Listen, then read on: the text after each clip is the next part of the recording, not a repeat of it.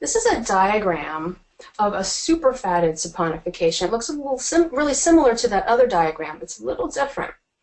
So as I mentioned, every triglyceride needs a different amount of sodium hydroxide to turn it into soap.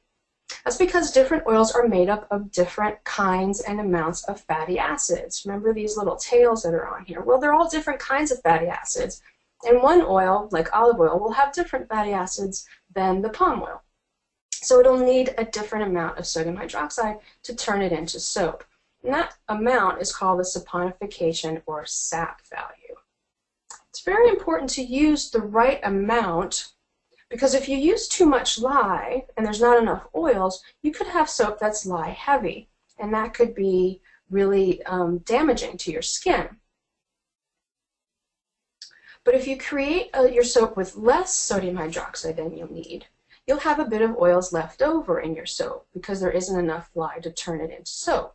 That's what this diagram is showing. So if we have our excess, so if we have not quite enough sodium hydroxide in our original recipe, you'll get some soap and you'll get the glycerin, and you'll have a little bit of triglycerides left over, a little bit of oil that hasn't been turned into soap.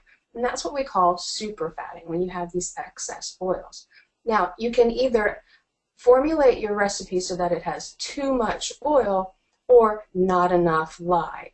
It's kind of the same result in the end. It's just two different ways of looking at the same thing. A soap that is superfatted is generally more conditioning.